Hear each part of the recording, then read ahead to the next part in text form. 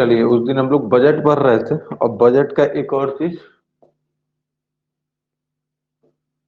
Budget 2022 और 2023, इस budget में कहा गया था, ठीक है,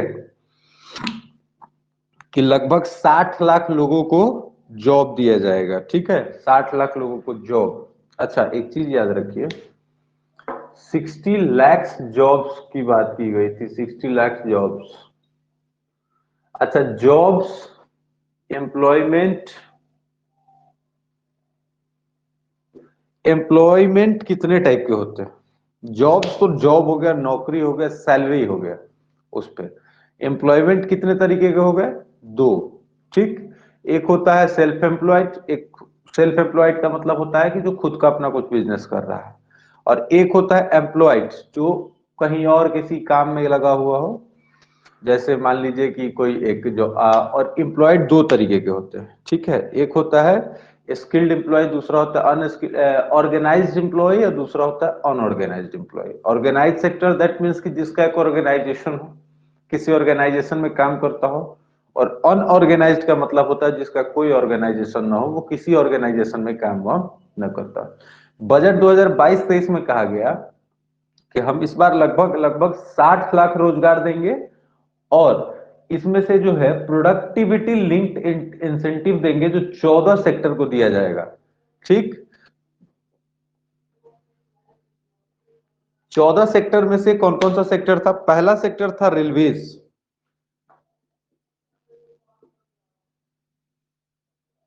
रेलवेज के बारे में कहा गया कि वन स्टेशन वन प्रोडक्ट का कॉन्सेप्ट लगाएंगे।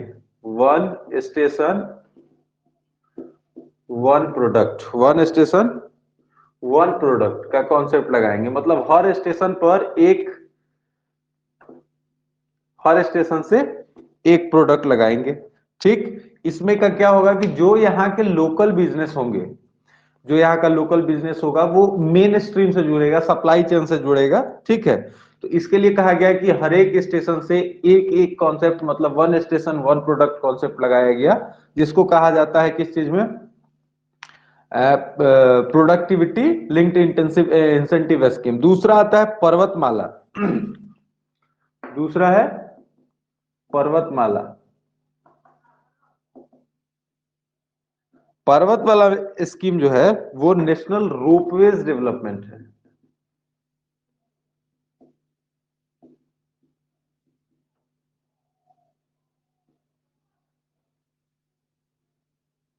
रोपवे का डेवलपमेंट करने के लिए। तीसरा कहता है, अच्छा, ये जो पर्वतमाला स्कीम है इसको बनाया जाएगा पीपीपी मॉडल से। पीपीपी मॉडल क्या है? Public private partnership.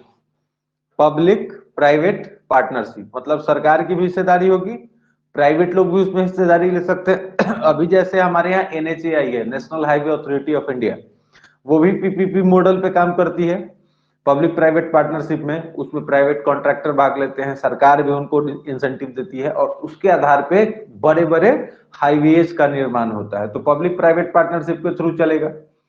तीसरा है किसान ड्रोन। तीसरा किस चीज को देना है? किसान ड्रोन को देना है। किसान ड्रोन्स। किसान ड्रोन्स कहने का मतलब यह है कि वैसा जो क्रॉप का असेसमेंट करना हो कि कौन सा फसल कैसा है, क्या स्थिति है उसकी, इसके बारे में जानने के लिए तो डिजिटलाइजेशन जो किया जाएगा उसके लिए किसान रिकॉर्ड। अभी आप लोग सुन रहे होंगे कुछ दिन पहले कि पूरे जमीन का जो है ना डिजिटल सर्वे होगा। डिजिटल सर्वे और जियो टैगिंग। डिजिटल सर्वे का मतलब क्या हो गया कि सपोज करिए कि बहुत बड़ा, क्योंकि हमको भी पता है कि सैटेलाइट से सारा जो प्लॉट्स है, सारा जो लैंड मास है, सारा जो लैंड एरिया है, वो सब कुछ इजीली एक्सेसिबल है देखने के लिए। तो जैसे ही आप पहुंचेंगे पब्लिक प्राइवेट पार्टनरशिप मॉडल को तो छोड़ ही दीजिए, इसमें तो पब्लिक प्राइवेट पार्टनरशिप की बात नहीं है। बात यह है कि जब ड्रोन से उसकी निगरानी की जाएगी तो सरकार के कहने का इच्छा यह है कि आपका जो है किसान जो है खेत में खड़ा रहेगा और उस जगह का जियो टैगिंग कर दिया जाएगा। जियो टैगिंग का मतलब होता है कि उस पर उसका लैटिट्यूड लॉन्गिट्यूड कहाँ का है, वो पूरा एग्जैक्ट लोकेशन वहां पे बता देगा कि हाँ ये जमीन इनका है। और उस जमीन का डिटेल डिजिटल रहेगा, कभी भी उसका बेटा पोता, कभी भी, जब तक टेक्नोलॉजी क्रैश नहीं करती है तब तक तो देख ही सकते। ठीक। फिर कहता है कि spraying of insects and nutrients. तो इसमें तीन चीज समझिए। पहला कहता है कि इसमें क्या होगा, क्रॉप का असेसमेंट होगा, पहला काम। दूसरा काम होगा digitalisation of land,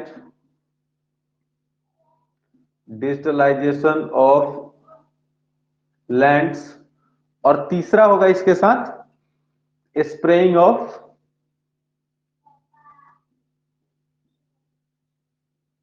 nutrients and insecticides. ये तीन चीज किसमें आएगा, किसान ड्रोन का मतलब है कि किसान ड्रोन क्यों लाया जा रहा है, किसान ड्रोन का कॉन्सेप्ट क्यों बजट में किया गया है, क्योंकि पहला काम वो क्रॉप का असेसमेंट करेगा कि फसल का क्या स्थिति है, दूसरा डिजिटलाइजेशन ऑफ लैंड करेगा, तीसरा spraying of nutrients and the insects, insecticides जिसको बोलते हैं वो कर सकते हैं। ये तीन चीज इसमें हम लोगों को पढ़ना है। टोटल 14 सेक्टर के बारे में तीन चीज तो हम लोग पढ़ लिए, ठीक। अब उसके बाद चौथा चीज है जिसका नाम है MSME, micro small and medium enterprises.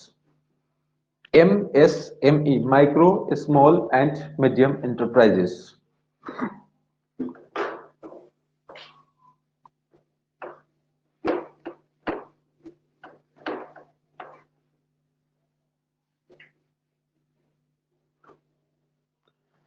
सरकार फिलहाल जॉब के क्रिएशन पे जोर दे रही है। सरकार ने कभी भी ये स्टेटमेंट में नहीं कहा कि हम 60 लाख लोगों को सरकारी जॉब देंगे।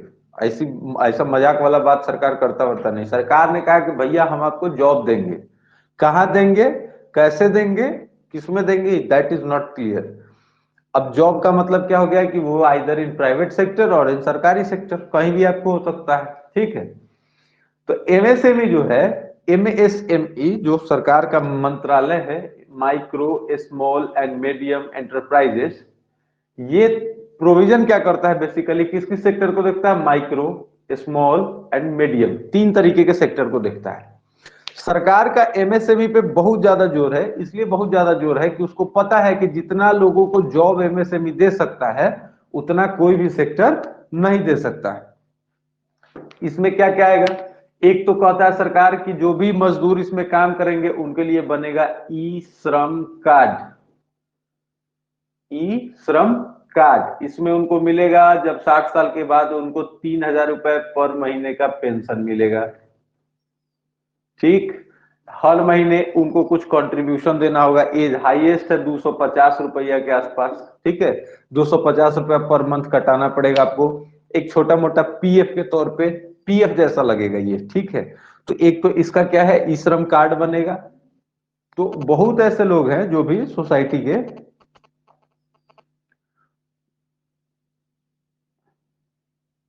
बहुत जो ऐसे लोग हैं मजदूर हैं, जैसे आपको पता होगा कि वैसे लोग जो प्राइवेट सेक्टर में काम करते हैं या सरकारी सेक्टर में, ऑर्गेनाइज सेक्टर के जो भी लोग हैं उनके पास PF अकाउंट होता है, प्रोविडेंट फंड, ठीक है, जिसको रेगुलेट करती है एम्प्लॉयमेंट प्रोविडेंट फंड ऑर्गेनाइजेशन, ठीक है, यानी EPFO। तो उसका क्या है ना कि उसमें उनके हर महीने कुछ कंट्रीब्यूशन उनके सैलरी से वो खुद करते हैं, कुछ सरकार मिलाती है, यानी जिसको एम्प्लॉय और एम्प्लॉयर दोनों मिलकर अगर कंट्रीब्यूट करते हैं, PF जब उनका जमा हो जाता है तो PF कभी भी वो निकाल सकते हैं, अपना विड्रॉ कर सकते हैं। उसी में उनका पेंशन होता है, जितना पेंशन उनका जमा होगा पेंशन का अमाउंट वो उनको एक एज के बाद मिलेगा। तो ये होता है आपका PF, ठीक। तो सरकार ने देखा कि ये केवल ऑर्गेनाइज सेक्टर को मिल रहा है और अनऑर्गेनाइज सेक्टर को नहीं मिल रहा है, तो सरकार ने स्कीम लॉन्च की ई श्रम कार्ड, जिसमें कहा कि आप भी कुछ अपना लगाइए, हम भी देंगे। 18 साल से ऊपर का कोई भी व्यक्ति और 40 साल से नीचे का कोई व्यक्ति इसमें ज्वाइन कर सकता है, एनरोल करा सकता है खुद को। सरकार जब भी MSME जब देती है, MSME किसी को बनाती है तो उसको एक सर्टिफिकेट देती है। सरकार जब किसी को माइक्रो स्मॉल और मीडियम एंटरप्राइजेस के रूप में कैटेगराइज करती है तो उनको एक सर्टिफिकेट देती है जिसको हम लोग कहते हैं उद्यम सर्टिफिकेट।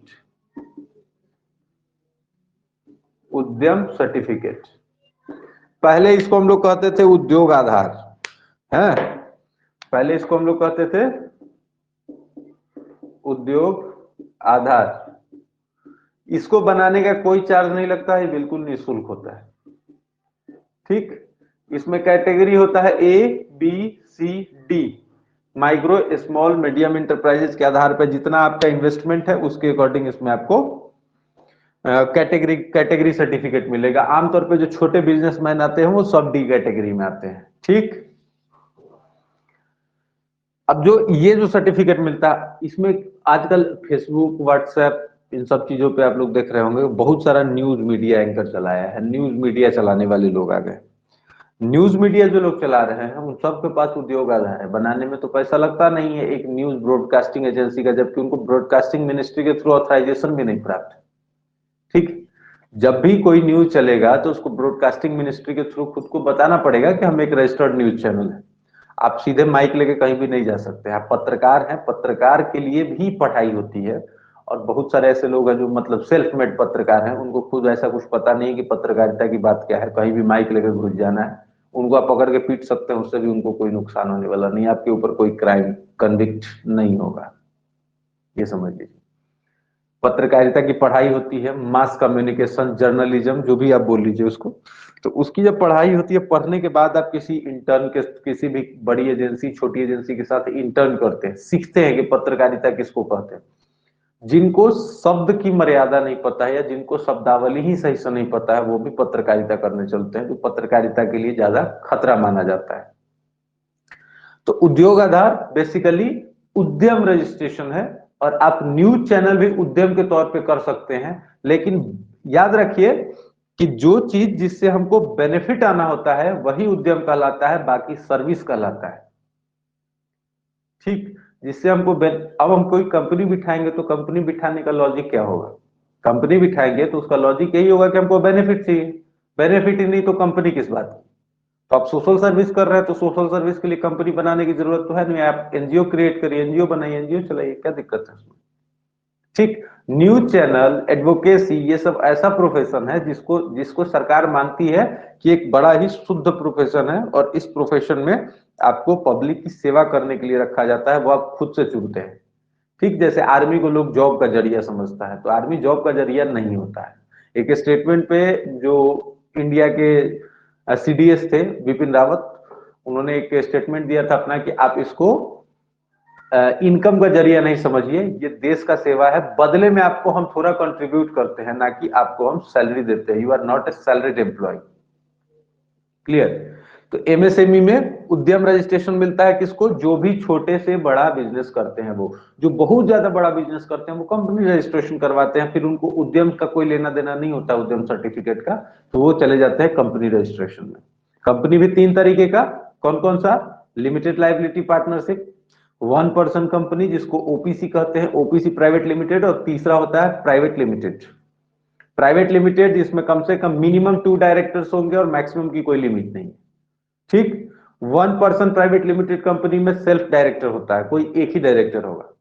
लिमिटेड लाइबिलिटी पार्टनरशिप जिनमें हर पार्टनर का अपना अपना एक लाइबिलिटी होगा और लिमिटेड लाइबिलिटी होगा, that's why this is called limited liability partnership.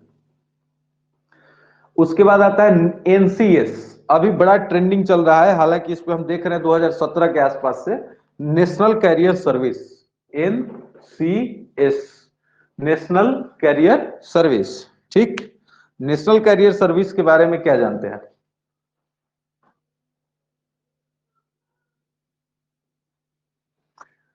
National career service एक वेब पोर्टल है, या फिर आप इसको ऐप कह लीजिए, ऐप भी है और वेब पोर्टल भी है। ठीक, अब वेब पोर्टल का क्या काम है इसमें?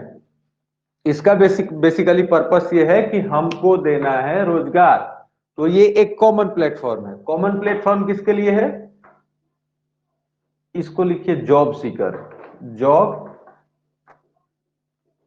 सीकर मतलब नौकरी ढूंढने वाला, और दूसरा जॉब प्रोवाइडर, ये दोनों, जॉब सीकर और जॉब प्रोवाइडर दोनों।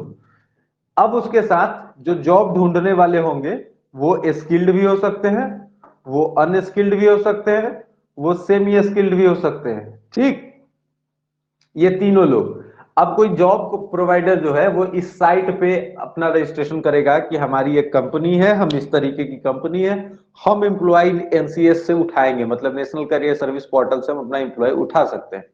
ठीक, नेशनल कैरियर सर्विस से एम्प्लॉय उठाएंगे, ये अपना रजिस्ट्रेशन किया, इसने कहा कि हम एनसीएस पे एक पोर्टल बनाते हैं, हम जॉब ढूंढ रहे हैं, ठीक है। तो एनसीएस पे हम अपना एक प्रोफाइल क्रिएट करते हैं। इसमें आपको अपना सारा का सारा डिटेल भरना होता है, जिस डिटेल में आप अपना नाम, address, qualification, age, height, weight, physical measurement, वो सब कुछ आपको नोट करना होता है, ठीक। प्रोफाइल जब आपका परफेक्ट क्लियर हो जाएगा तो लिख के बता देगा कि 100% प्रोफाइल आपका क्लियर हो गया। वैसे ही जॉब प्रोवाइडर के साथ भी होता है। अब आप क्या कर रहे हैं कि आपको कोई और उसमें कुछ करने की आवश्यकता नहीं, आपने एक बार रजिस्ट्रेशन किया, एक बार प्रोफाइल क्लियर किया, दैट्स इट। अब उसके बाद आपको क्या करना है, स्क्रॉल करना है। स्क्रॉल करिए, ये जॉब, उसमें क्वालिफिकेशन लिखा हुआ होगा। स्टेट वाइज आप उसको सर्च कर सकते हैं, डिस्ट्रिक्ट वाइज सर्च कर सकते हैं, लोकेशन वाइज सर्च कर सकते हैं, पोस्ट वाइज सर्च कर सकते हैं। पहले बड़ा उसका लेंदी प्रोसेस था, जब वो नया नया आया था ना, तो बहुत लेंदी प्रोसेस था, उसमें बहुत कुछ पता नहीं चलता था। हम उसका बहुत पहले से यूज कर रहे हैं। मेरा एक बहुत खराब आदत है, जब जब कोई कोई नया नया ऐप आता है तो सबसे पहले हम उसको ट्राई करते हैं कि आखिर इसमें है क्या चीज, और इसी चक्कर में बहुत बार डाटा प्राइवेसी में खतरा भी आ जाता है, ठीक है। लेकिन कोई बात नहीं, वैसा कोई बॉम्ब नहीं है मेरे मोबाइल में, तो टेंशन नहीं रहता है, कोई दिक्कत नहीं।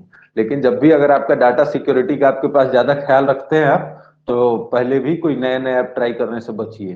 खैर, तो ये जॉब सीकर अपना एक प्रोफाइल क्रिएट किया, प्रोफाइल, और इसने अपना एक जॉब का पोस्ट डाला। इसने लिखा कि हमको एक ऐसा आदमी चाहिए जो एक कुक हो, जो एक कुक हो।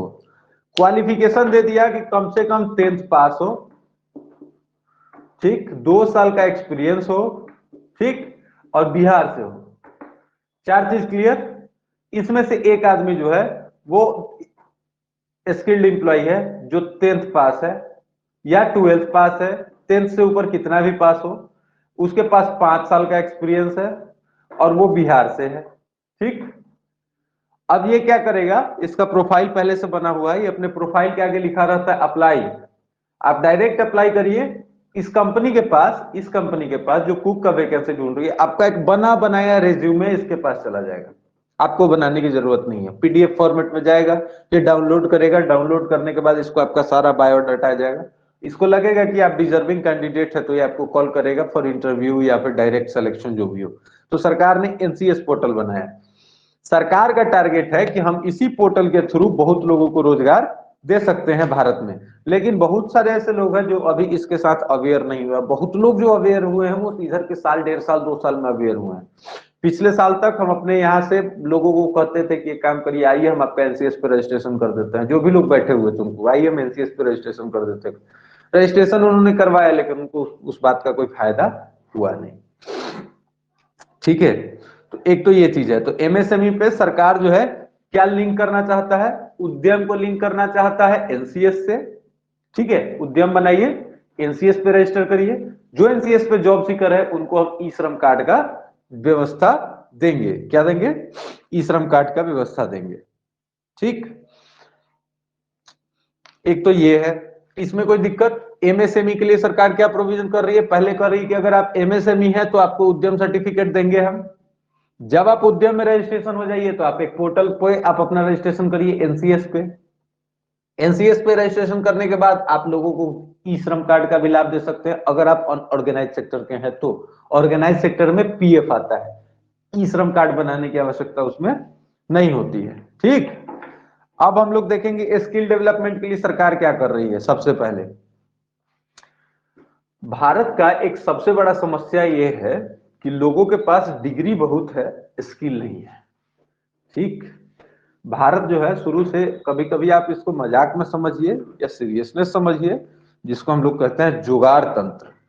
भारत जुगाड़ तंत्र में बड़ा आगे है। स्किल में भारत के लोगों का जोर नहीं है, लेकिन मैटर क्या है कि आप उसके स्किल को इंप्रूव करने के लिए कोई काम नहीं करते।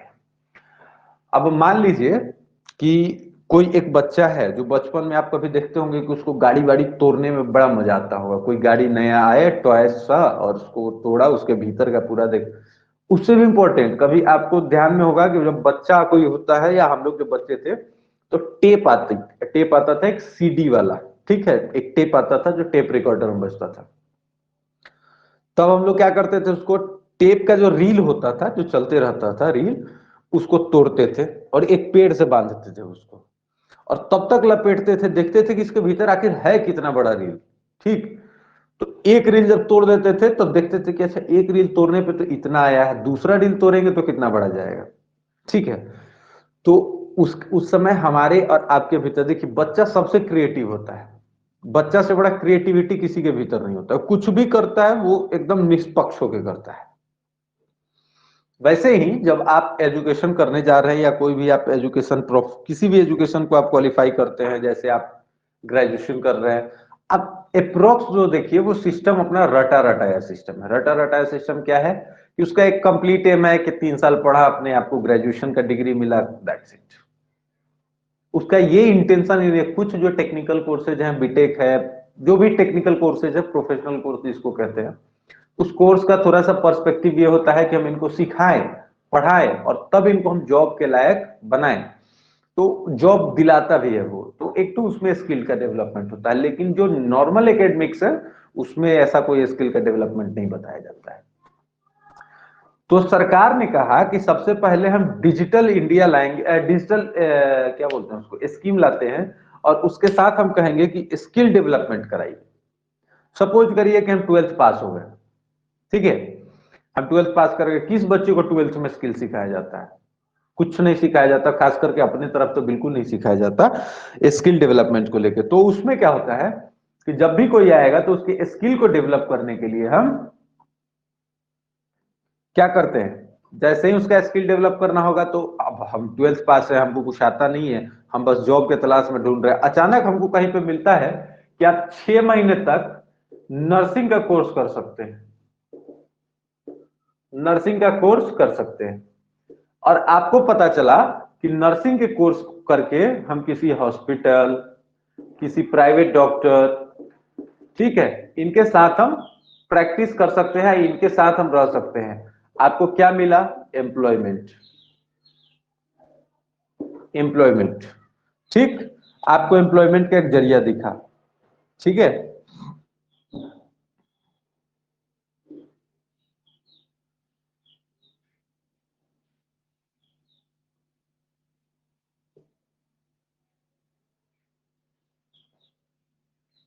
तो आपको एक एम्प्लॉयमेंट का जरिया दिखा। अब इसमें क्या करता है कि हाँ आप 10+2 होने चाहिए, लेकिन 10+2 के साथ साथ आप बायो से होने चाहिए, यानी मेडिकल कोर्स से होने चाहिए, नॉन मेडिकल फील्ड से आपका होना जरूरी नहीं है। आप जब भी होंगे मेडिकल फील्ड से होंगे। अब मेडिकल फील्ड का कोई भी आदमी देखा कि हाँ नर्सिंग कोर्स करके हम जा सकते हैं, जबकि उसको पता है कि 12th तक कोर्स करने से हमारी जॉब लगने वगने तो जा नहीं रही है, तो सरकार इसी का नाम दिया स्किल डेवलपमेंट सिस्टम। बहुत समय तक चला था NSDC, national skill development corporation, national skill development centres बहुत सारे खुले, नेशनल स्किल्स डेवलपमेंट सेंटर, जिस सेंटर में बच्चों को कारपेंटर का, कोई ट्रेड का, किसी भी तरह का ट्रेड का बड़ा कोर्स दिया जाता था। कोर्स करने के साथ साथ उनको 6-6 महीने की इंप्लॉयमेंट भी दी जाती थी। यहाँ आप इस जगह पे जाइए, 6 महीने का इंप्लॉयमेंट हम आपको दे रहे हैं। सरकार बड़े जोर शोर से एनएसडीसी प्रोजेक्ट को लॉन्च की थी। अब जो ये प्रोजेक्ट है ये पब्लिक प्राइवेट के रूप में आ गया हुआ है। जैसे मेरा कोई इंस्टीट्यूट है और हम उसको चाह रहे हैं कि नेशनल स्किल डेवलपमेंट सेंटर में डेवलप करें, तो हम सरकार के साथ एमओयू साइन करके उसको स्किल डेवलपमेंट सेंटर में चले जा सकते हैं। ले जाने के बाद हम जॉब भी बच्चे से, हमको हमारी अर्निंग तो होगी ही होगी, हम बच्चे को भी ट्रेनिंग के लिए कहीं भेज सकते हैं, उसको भी जॉब ओरिएंटेड कोर्स करा सकते हैं। That is the purpose of NSDC यानी नेशनल स्किल डेवलपमेंट। अब सरकार डिजिटलाइजेशन के दौर के बाद सरकार कहती है कि skill development digital ecosystem for skilling and livelihood यानी देश स्टैक ई पोर्टल, ठीक है, will be launched to empower citizens to skill, reskill and upskill through online training। ठीक है, एक नाम दिया गवर्नमेंट जिसका नाम रखा गया स्किल डेवलपमेंट, और इसको कैसे करेंगे? स्किल डेवलपमेंट करेंगे, लेकिन कैसे करेंगे?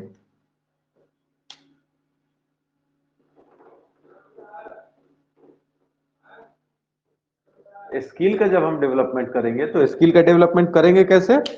तो स्किल का डेवलपमेंट करेंगे हम, कैसा सिस्टम बनाएंगे? डिजिटल इकोसिस्टम, डिजिटल इकोसिस्टम बनाएंगे हम एक। ठीक, इस डिजिटल इकोसिस्टम के साथ हम क्या करेंगे? स्किल्ड करेंगे लोगों को। ठीक है, और किस टाइप से स्किल करेंगे? किस टाइप से स्किल करेंगे हम? एक तो जो स्किल लोगों को बनाएंगे, जो जिसके पास स्किल नहीं है उनको हम स्किल देंगे, या जिसके पास स्किल है वो भूल गए हैं तो वो उसको री स्किल करेंगे, मतलब फिर से एक बार जाकर ट्रेनिंग कर सकते हैं। ठीक, और तीसरा वो करेंगे अप स्किल, मतलब अगर हम जान रहे हैं कि हमको एक चेयर बनाने आता है, तो एक चेयर हम जब बना रहे हैं ना, तो एक चेयर बनाना मतलब हम स्किल का काम कर रहे हैं, हमको पता है कि मेरे भीतर स्किल, भूल गए हैं कि इसको थोड़ा और ढंग से बनाएं, तो कैसे करेंगे, री स्किल करेंगे, फिर सीखेंगे उसको। लेकिन आपको लगता है कि हम चेयर बनाने से थोड़ा ऊपर जाना चाहते हैं, फर्नीचर के बिजनेस में जाना चाहते हैं, तो आपको अपने आप को अप स्किल करना होगा, आपके अपने स्किल को अप करना पड़ेगा। तो सरकार उसको पहले फिजिकल मोड में भी देती थी ट्रेनिंग, अब सरकार उसको डिजिटल मोड में देने की तैयारी में है कि आप डिजिटली भी उस चीज को सीख सकते हैं, क्यों नहीं सीख सकते हैं, कोशिश तो करिए, आप ट्राई तो करिए, सीखिए उसको। ठीक, एक तो ये चीज। तो स्किल डेवलपमेंट में सरकार कैसा इकोसिस्टम बनाना चाहती है, डिजिटल इकोसिस्टम। उसमें लोगों को क्या करेगी, स्किल्ड, कैसे स्किल्ड करेगी, पहले उनको स्किल देगी जिनके पास नहीं है, जिनके पास है भूल गए हैं तो री स्किल, जिनके पास है वो थोड़ा अपग्रेड होना चाहते हैं तो that is called up skill. ठीक, अब हम लोग आते हैं पढ़ने एजुकेशन पे। ठीक, एजुकेशन की बात जहां तक है तो सरकार कहती है कि एजुकेशन हम बनाएंगे, एजुकेशन पे हम आ रहे हैं। एजुकेशन के बारे में सरकार का मानना यह है कि एजुकेशन जब भी हम लाएंगे तो क्या करेंगे, 1 क्लास 1 टीवी चैनल प्रोग्राम लाएंगे, 1 क्लास 1 टीवी चैनल, एक क्लास के लिए एक टीवी चैनल होगा भाई साहब। सरकार, देखिए एक चीज समझिए, थोड़ा सा समझने की जरूरत यह है कि सरकार चाह रही है कि हमारे यहाँ का एजुकेशन सिस्टम जो है वो टेक्नोलॉजिकली बहुत इंप्रूव हो जाए। ठीक है, जरूरी नहीं है कि हम रटे रटाए सिस्टम पे चले, बैग लेके स्कूल जाए आए तभी हमारी डिग्री कंप्लीट हो, लेकिन फिजिकल मोड का होना बहुत जरूरी है, हम बहुत बड़े पक्षधर हैं फिजिकल मोड के। लेकिन फिर भी आप डिजिटल मोड को खराब नहीं कर सकते हैं, क्योंकि जब तक लॉकडाउन था हम लोगों ने डिजिटल की स्थिति देखी है, 2 साल तक हम लोगों ने टीचमेंट पे ही, 1.5 साल तक लगभग टीचमेंट पे ही पढ़ाया, और टीचमेंट से ही बहुत कुछ सीखा है शायद, जहां तक लगता है।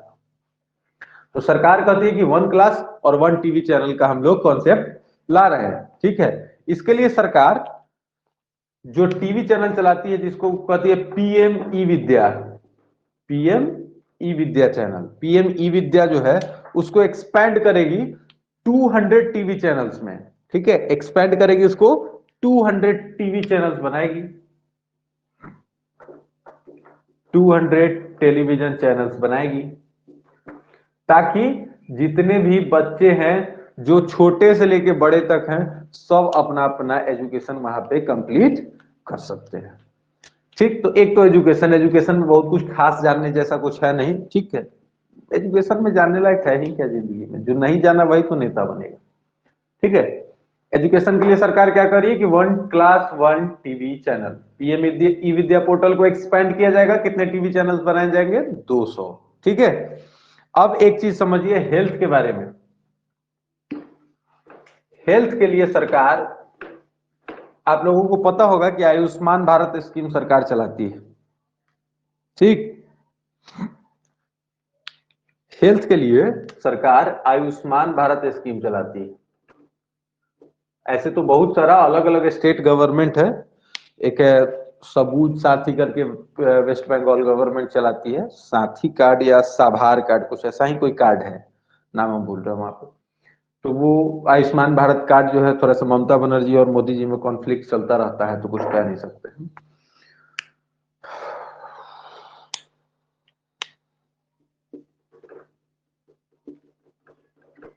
नेशनल डिजिटल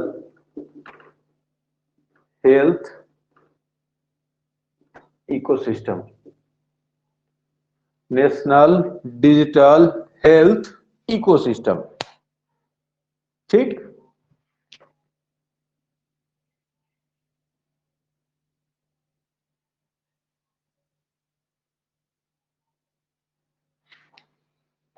तो national digital health ecosystem, Ayushman Bharat card, और उसके साथ साथ एक कार्ड बन रहा है आभा, आयुष्मान भारत हेल्थ हेल्थ करके कुछ ऐसा ही, आयुष्मान भारत हेल्थ का जो डाटा, अब क्या होता है, पहले आयुष्मान भारत कार्ड बनता था जिसमें 5 लाख रुपए तक का इंश्योरेंस होता था। 5 लाख रुपए तक का इंश्योरेंस किसी भी हॉस्पिटल में जो भी रजिस्टर्ड है, सरकारी प्राइवेट, उसमें अपना इलाज करा सकते हैं। अब सरकार कहा कि ठीक है, चलिए आयुष्मान भारत कार्ड ना सही, एक और काम करते हैं, हम एक ऐसा कार्ड बनाते हैं जिसको बोलता है Ayushman Bharat digital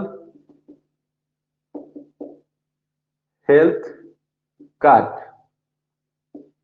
Ayushman Bharat digital health card, इसका कोई भी आयुष्मान भारत में 5 लाख वाले स्कीम का कोई चर्चा नहीं है। लोगों को इस बात की गलतफहमी है कि Ayushman Bharat digital health card and Ayushman Bharat या Ayushman card both are same, but that is not a card, that is a digital records of your health. इसमें क्या होता है कि डिजिटल रिकॉर्ड्स ऑफ हेल्थ कहने का मतलब यह है कि आप कहीं डॉक्टर के पास गए, एक बार डॉक्टर के पास जाने के बाद आपने डायग्नोसिस कराया, डॉक्टर के पास अपना ट्रीटमेंट कराया, डॉक्टर ने आपको प्रिस्क्रिप्शन दिया, प्रिस्क्रिप्शन पे आपकी दवाइयां लिखी, आपकी बातें कही, और आप वहां से पुर्जा लेके घर आ गए। जैसे ही आप घर आए, आपका इलाज हुआ, आप थोड़े दिन ठीक हो गए, पुर्जा कहा जाता है आपको पता नहीं चलता। उसके लिए सरकार क्या की, Ayushman Bharat digital health card scheme लाई और कही कि आप किसी भी डॉक्टर के पास जाइए, आप अपना आधार नंबर या बेनिफिशियरी आईडी दिखाइए, पिछला आपके साथ क्या क्या हुआ है, कौन कौन सा ट्रीटमेंट हुआ है, वो सारा का सारा डिटेल आपको इस डॉक्टर के पास मिल जाएगा। डॉक्टर उसका सारा का सारा चीज देख सकता है, आपका डिजिटल हेल्थ रिकॉर्ड उसमें रख सकता है डॉक्टर, आपको कहीं जाने की जरूरत नहीं। जैसे DigiLocker, Aadhaar card, PAN card, this card, that card, सब कार्ड उसमें स्टोर रहेगा, ठीक वैसे ही सर्दी का, खांसी का, जुकाम का, बुखार का, सबका डाटा रखे वाले तेरा Ayushman Bharat digital health record. ठीक है, ऐसा ही कुछ था। तो सरकार एक ऐसा डिजिटल इकोसिस्टम बनाना चाहती है कि ताकि आपके हेल्थ का जो डिटेल है वो उसमें रखा जा सके डिजिटली, पेपर रखने की आवश्यकता नहीं।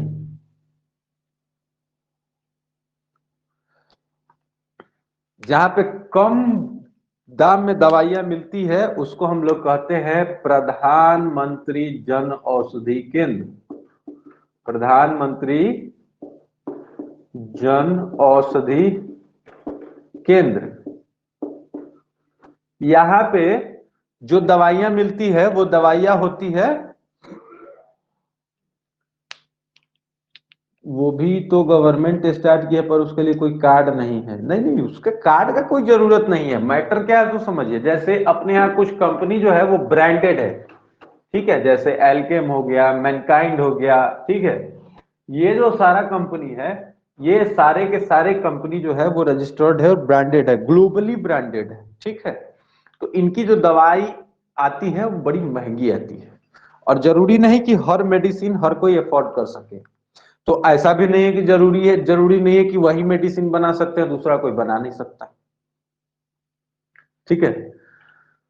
तो ऐसे में क्या हुआ कि जैसे मान लीजिए कि हम ही पढ़ा रहे हैं, ठीक है, तो हम पढ़ा रहे हैं तो ऐसा तो नहीं है कि हम भी खान सर हो जाएंगे, लेकिन ऐसा भी नहीं कि हम खान सर से कम प्रयास कर सकते हैं। सीख तो सकते हैं, सिखा तो सकते हैं, थोड़ा ही सही, है ना। तो वैसे मैटर को, जैसे एक कंपनी है जो जिसकी दवा जो है वो 700 की आती है, ब्रांडेड कंपनी है, 700 की दवा पे आपको पता नहीं, उसका भी हाल वही है जो भारत में एजुकेशन का हाल है। स्कूल के जो बुक्स आते हैं उस पर 80% का मार्जिन होता है। जो भी आप एकेडमिक बुक लेते हैं स्कूल का, जो छोटे बच्चे होते हैं उनका अगर आप बुक खरीदते हैं, या स्कूल का जो भी आप 10th तक का जो बुक खरीदते हैं, उस बुक पे 80% का मार्जिन होता है, 80% का। 100 रुपए का किताब 20 रुपए में ही पड़ता है वो। और स्कूल और बुक सेलर दोनों आपस में मिलते हैं और बातचीत करते हैं कि हमको इतने का मार्जिन देना है। ठीक वही हाल मेडिकल सेक्टर में भी है। डॉक्टर के साथ बड़ी बड़ी कंपनियां जाती है, मिलती है, उनको बोलती है कि आप हमारा ही दवा स्ट्रिक्टली लिखिए, दूसरा दवा लिखिएगा तो मैटर क्या होगा, अगर कोई दूसरा दवा लेके आता है उस जगह तो कहिए कि नहीं नहीं ये दवा नहीं है, हम आपको जो बोले थे वो आप लाए थे, नहीं लाए। तो वो जो है बड़ी बड़ी कंपनियों के साथ मिलने के बाद डॉक्टर्स लोगों को गिफ्ट मिलते हैं, बहुत कुछ, बहुत बातें हैं, खैर वो तो कंट्रोवर्शियल चीज है। तो जो भी कंपनी, जो लोकल कंपनीज है या वो कंपनी जो अच्छे ढंग से फेमस नहीं है, उनको हम लोग कहते हैं जेनेरिक। ठीक है, और वो जेनेरिक मेडिसिन बनाती है और जेनेरिक मेडिसिन को प्रधानमंत्री जन औषधि केंद्र में भेजा जाता है।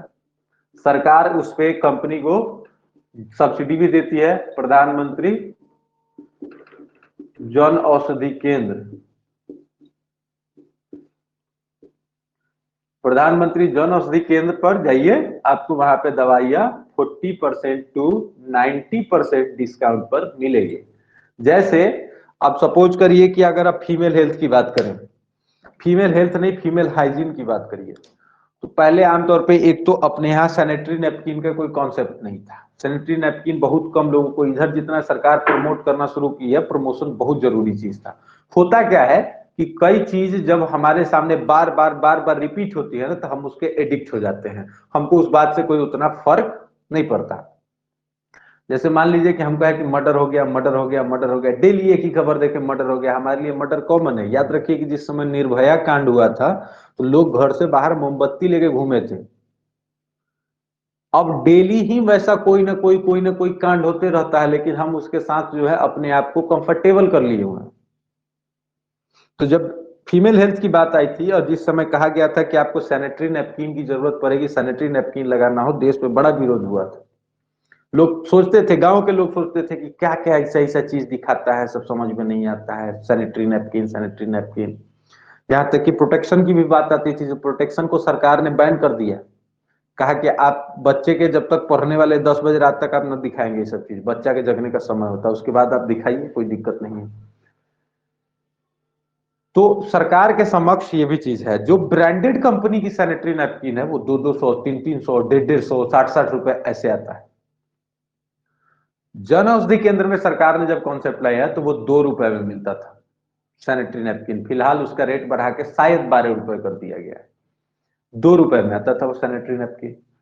हाँ, सैनिटरी नैपकिन जब आता था तो उसके साथ क्या हो गया कंफर्टेबिलिटी, कि जो गरीब से गरीब लोग भी हैं वो सैनिटरी नैपकिन एफोर्ड कर सकते हैं, यूज कर सकते हैं। एटलीस्ट एक बार यूज करें, 2 बार यूज करें, बेनिफिट पता चले तो तिबारा भी यूज करें, बार बार यूज करें। ठीक, ये एक चीज है। आपको भी पता होगा कि जो छोटे बच्चे होते थे बहुत पहले, तो उनको डायपर का कोई कॉन्सेप्ट नहीं होता था। ठीक है, घर में जो पुराना तौलिया होता था, टॉवेल, उसको पकड़ के बांध दिया जाता था। ठीक है, उसके बाद आया कॉन्सेप्ट अपने यहाँ किस चीज का, सैनिटरी क्या बोलते हैं उसको, और जो बच्चे को पहनाया जाता है, पोको पैंट्स वगैरह जो भी हो, हगीज, डाइपर। तो ये डाइपर वगैरह जो बच्चे को पहनाने का कॉन्सेप्ट आया, तो धीरे धीरे इसका मार्केट बढ़ा, बहुत बड़ा मार्केट बन गया। अब तो बहुत बहुत बड़ा ही मार्केट बन गया वो। ठीक, तो एक तो ये चीज है। तो सरकार जेनेरिक मेडिसिन जो है, हाँ ये भी बात सच है कि ये जो जेनेरिक मेडिसिन है इफेक्टिव तो होती है, लेकिन not too much effective.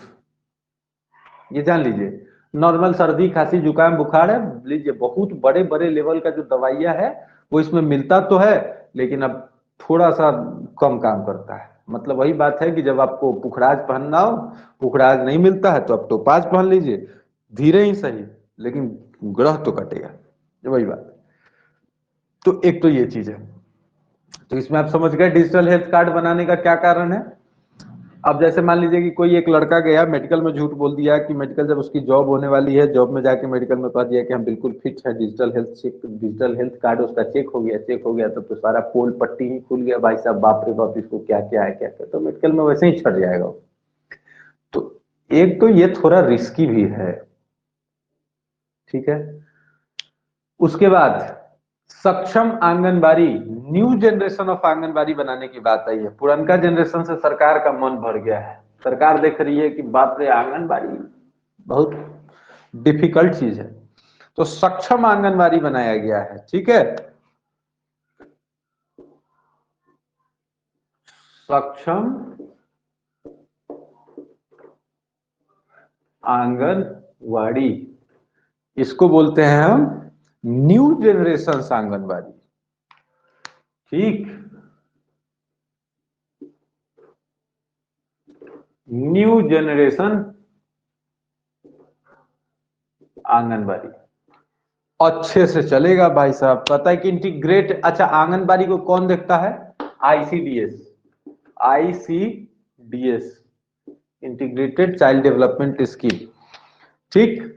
Integrated benefits to the women and children through the mission Shakti, mission Vatsalya, Saksham anganwadi and पोषण 2.0। पोषण 2.0 का नाम क्या दिया गया? प्रधानमंत्री पोषण अभियान, ठीक है।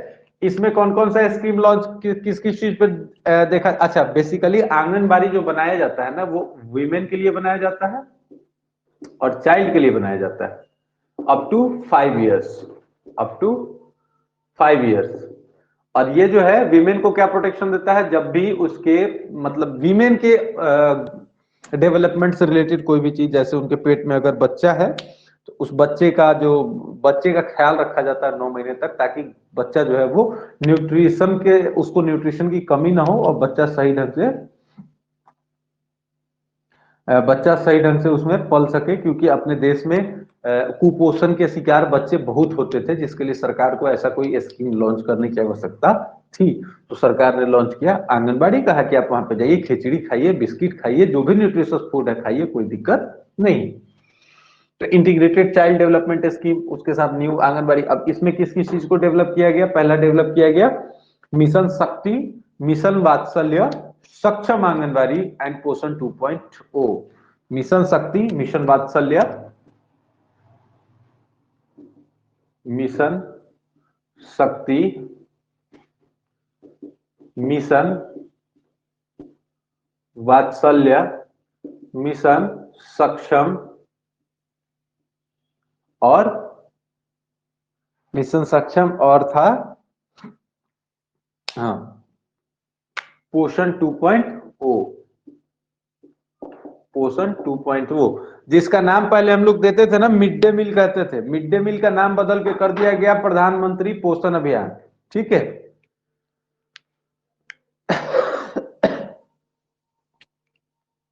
प्रधानमंत्री पोषण अभियान। तो सक्षम आंगनबाड़ी में बेसिकली किस चीज को? न्यू जनरेशन का आंगनबाड़ी बनाना है, थोड़ा उसको अपग्रेड करना है। विमेन और चाइल्ड के डेवलपमेंट पे देखा जाएगा, उसमें किस किस चीज को जोड़ा गया? मिशन शक्ति, मिशन वात्सल्य, मिशन सक्षम, पोषण 2.0। अब आपका काम क्या है कि इन चारों के बारे में कल ढूंढ के आइएगा, कल पूछेंगे क्लास में, ये ध्यान रखिए, ठीक है। उसके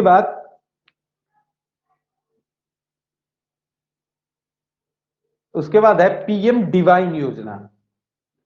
PM divine, PM divine, PM divine.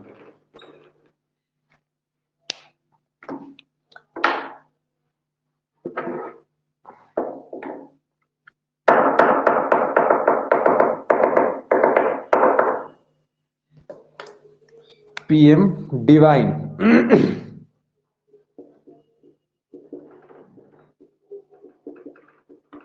Prime ministers development,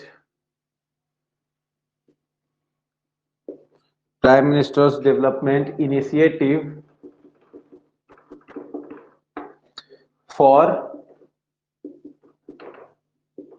north east region.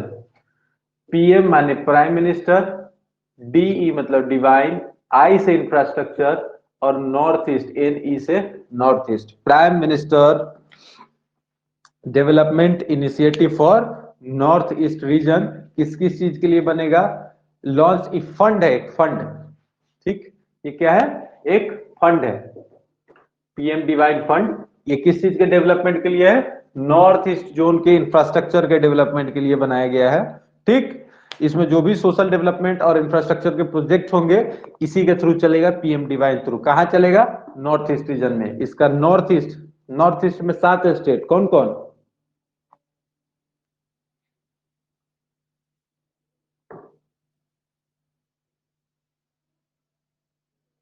North east में कौन कौन सा स्टेट?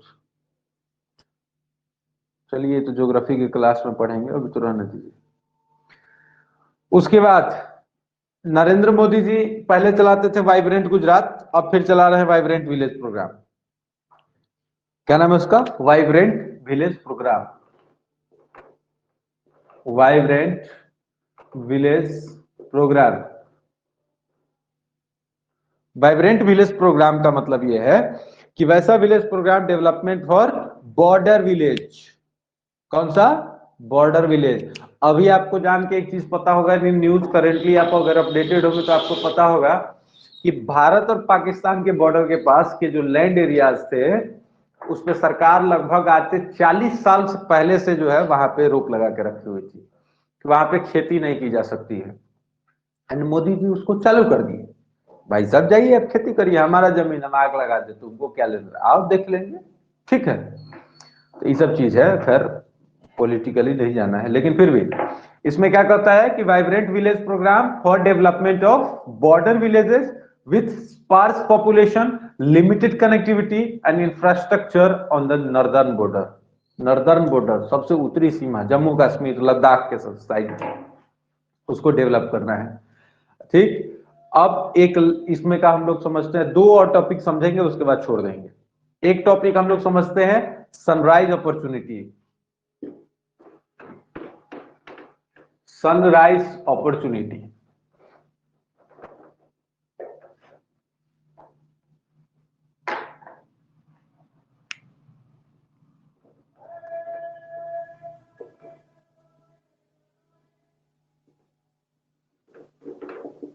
सनराइज अपॉर्चुनिटी याद रखिएगा कि सनराइज अपॉर्चुनिटी जब भी होगा टेक्नोलॉजी से रिलेटेड होगा। Government contribution to be provided for R&D यानी research and development in sunrise in opportunities. Like government का क्या होगा इसमें? गवर्नमेंट कंट्रीब्यूट करेगी, गवर्नमेंट का कंट्रीब्यूशन होगा सनराइज अपॉर्चुनिटी के थ्रू। किस किस चीज में? रिसर्च एंड डेवलपमेंट में। रिसर्च एंड डेवलपमेंट में किस किस चीज के रिसर्च एंड डेवलपमेंट में? Like artificial intelligence, AI। ठीक, उसके बाद geospatial systems and drones, semiconductors and ecosystems, space economy, genomics and pharmaceuticals, green energy and clean mobility centre. कौन कौन सा चीज रिसर्च एंड डेवलपमेंट में? एक तो हो गया आर्टिफिशियल इंटेलिजेंस, ठीक, दूसरा हो गया आपका जियोस्पेशल सिस्टम,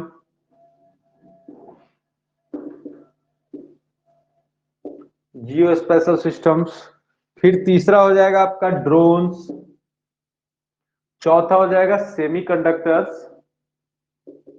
फिलहाल हमको सेमीकंडक्टर्स चाइना से मंगाना पड़ता है। ठीक, सेमीकंडक्टर्स। उसके बाद आ जाएगा आपका स्पेस इकोनॉमी,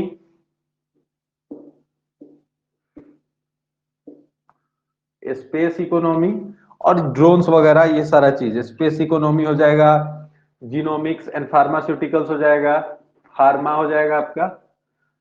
उसके बाद आपका आ जाएगा एनर्जी का जो एनर्जी डेवलपमेंट, एनर्जी डेवलपमेंट, ठीक है, ग्रीन एनर्जी डेवलपमेंट लिखिएगा। ठीक है,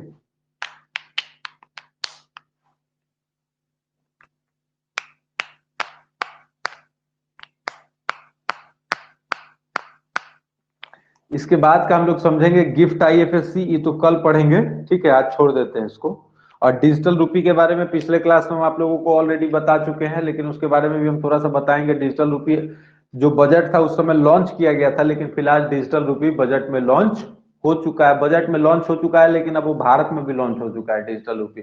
जो आपको बताया था कि डिजिटल रूपी का कॉन्सेप्ट क्या है कि वैलेट टू वैलेट है, ना कि बैंक का इंटरफेरेंस है। लेकिन एक सबसे इंपॉर्टेंट चीज क्या है कि इसको भी रेगुलेट करेगी RBI, क्योंकि हम UPI से जब पेमेंट करते थे तो वो UPI से, अब UPI कैसे लिंक होता था?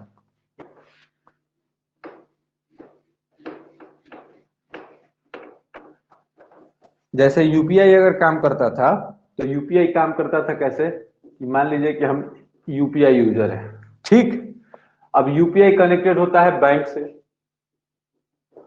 तो मान लीजिए कि हम किसी को पैसा दे रहे हैं, एक हो गया रिसिपेंट्स, रिसिपिएंट्स, और दूसरा होता है रिसीवर, एक होता है पेयर।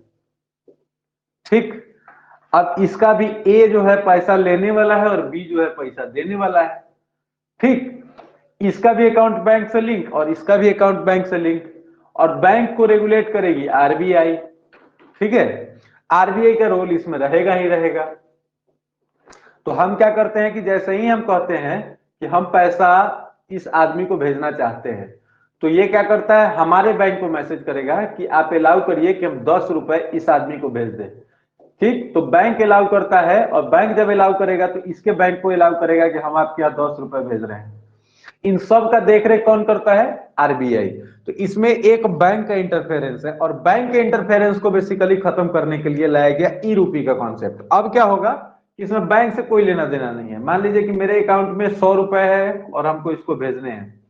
ठीक, हमको इसको भेजना है पैसा 100 रुपया, तो हम क्या करेंगे, एक वैलेट बनाए, सरकार चाह रही, जबकि एक चीज समझ लीजिए कि देश का लगभग 80% करेंसी जो है वो डिजिटल हो गया हुआ है। डिजिटल कैसे हो गया हुआ है कि बहुत कम लोग कैश का यूज करता है, बहुत बहुत लिमिटेड पर्पस में। अब तो लगभग लगभग लोग ऑनलाइन का इस्तेमाल करना शुरू कर दिए हैं, कहीं भी ऑनलाइन का इस्तेमाल होता है बहुत ज्यादा मात्रा में। 20% करेंसी को आप फिर डिजिटल करना चाहते हैं, वो तो थोड़ा सा ये मैटर जो है दोनों तरीके का है, क्रिटिसिज्म का भी मैटर है, और आप इसको सपोर्ट भी कर सकते हैं, लेकिन ये आपके अपने सेंस पे डिपेंड करता है। तो बेसिकली इसमें क्या है कि आप वॉलेट में पैसा जमा किए 100 रुपए, 100 रुपए से आप इनको भेज दीजिए, फिर इनको भेज दीजिए, यही करते रहिए, लेकिन ये भी रेगुलेट होगा आरबीआई से ही, दोनों में। बस केवल इसमें बैंक का इंटरफेरेंस है, इसमें बैंक का इंटरफेरेंस खत्म करने की बात की गई है। दूसरा कोई कॉन्सेप्ट विशेष स्पेशल इसमें नहीं है, दूसरा कोई विशेष स्पेशल कॉन्सेप्ट होगा तो हम आपको आगे बताएंगे। ठीक है, रही बात गिफ्ट सिटी, गिफ्ट आईएफएससी का, तो उसमें वर्ल्ड क्लास फॉरेन यूनिवर्सिटी बनाने की बात कही गई थी। ठीक है, जो गिफ्ट सिटी है गुजरात, गुजरात में ही है, गुजरात करके कुछ है, उसका पूरा फुल फॉर्म याद नहीं है हमको, एक बार देख लीजिएगा गिफ्ट सिटी का। उसमें कहता है कि an international arbitration centre to be setup the timely settlement for disputes under the international jurisprudence. ठीक है, timely settlement of the disputes under the international jurisprudence, एक मतलब ऐसा इंटरनेशनल आर्बिट्रेशन सेंटर यहाँ पे डेवलप किया जाएगा जो विधि से रिलेटेड यानी लॉ से रिलेटेड, ठीक है, कोई भी जो डिस्प्यूट होगा उसको यहाँ पे रियल टाइम में सेटलमेंट करने की कोशिश की जाएगी, टाइमली सेटलमेंट यहाँ पे होगा। ये आपका हो गया। कल हम लोग पढ़ेंगे लाइन से पीएम गति शक्ति, इंक्लूसिव डेवलपमेंट, एजुकेशन, इसके बारे में लाइन से सब कुछ कल समझेंगे, आज नहीं समझेंगे। ठीक है, आज के लिए इतना ही काफी है। बहुत बहुत धन्यवाद, फिर कल मिलेंगे। ठीक है, बाय बाय।